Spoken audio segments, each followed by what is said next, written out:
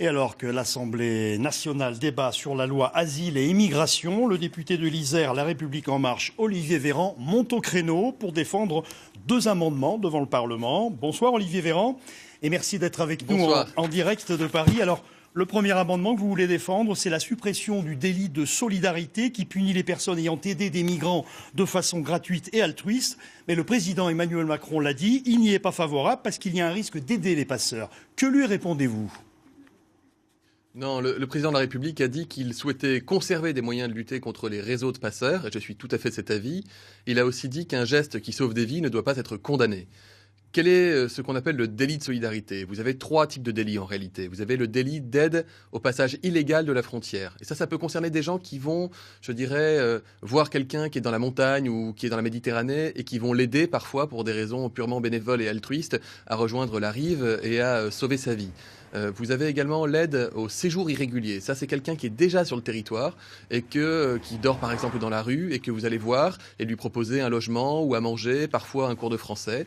Et puis vous avez le délit d'aide à la circulation, c'est-à-dire que vous prenez quelqu'un qui est en situation irrégulière, qui est déjà sur le territoire, et vous l'emmenez d'un point A à un point B. Je vais vous faire une confession, ça m'est arrivé en gare de Grenoble de voir une famille qui était à la rue et de l'amener vers un restaurant solidaire. Mais il y a déjà une loi, il y a déjà une loi. Il y a déjà une loi, celle du 31 décembre 2012, qui protège ceux qui interviennent justement dans l'urgence pour préserver la dignité ou l'intégrité physique des populations. Elle existe, cette loi. Que voulez-vous rajouter ? En fait, cette loi concerne uniquement l'aide au séjour, pas l'aide à la circulation. C'est-à-dire que quand je prends en stop une famille en situation irrégulière pour l'emmener de la gare à un restaurant solidaire, c'est de l'aide à la circulation. Il n'y a aucune exemption à la peine, en tout cas au délit. Donc moi, ce que je souhaite, c'est étendre ce qu'on appelle les exemptions, c'est-à-dire les causes qui permettent de ne pas être inquiété par la justice.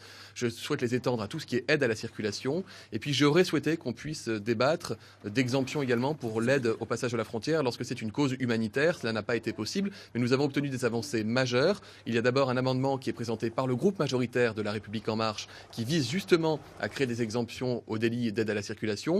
Et moi, je propose d'aller un petit peu plus loin, c'est-à-dire de reconnaître que l'altruisme, même lorsqu'il est militant, mais l'altruisme, c'est-à-dire le fait de venir en aide à quelqu'un sans aucune contrepartie matérielle, sans but lucratif, eh bien cet altruisme-là ne devrait pas être condamné. C'est-à-dire que si vous venez en aide à quelqu'un qui est sur le territoire national en situation irrégulière, quelle que soit l'aide que vous lui apportez, du moment où vous n'en tirez pas un bénéfice personnel, eh bien vous ne devriez pas être inquiété par la justice. Et le deuxième amendement, c'est la création de délégués territoriaux, de l'OFPRA, qui est l'Office français de protection des réfugiés et apatrides. Dans quel but ? Oui.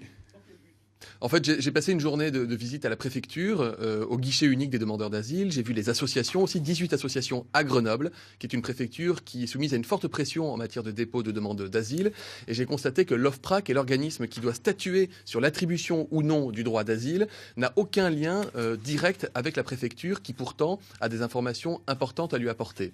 Pendant la campagne présidentielle, le candidat Macron avait proposé qu'il y ait une délégation de cet organisme, de l'OFPRA, qui est uniquement national aujourd'hui, dans les préfectures qui traitent les demandes d'asile. Ça n'apparaît pas dans la loi, donc je propose de pouvoir l'expérimenter, ce qui permettrait à Grenoble, par exemple, d'avoir un traitement plus rapide des dossiers, permettrait également à la préfecture de faire remonter des situations qui lui semblent inquiétantes, quand c'est le cas, à l'OFPRA plus rapidement, et parfois des situations humanitaires qui justifieraient que le dossier soit traité de façon beaucoup plus rapide. Merci. Donc ça me semble aller dans le sens de quelque chose de plus pragmatique. Merci à vous, Olivier Véran, d'avoir répondu à nos questions en direct de Paris. Je vous remercie. Merci de l'invitation.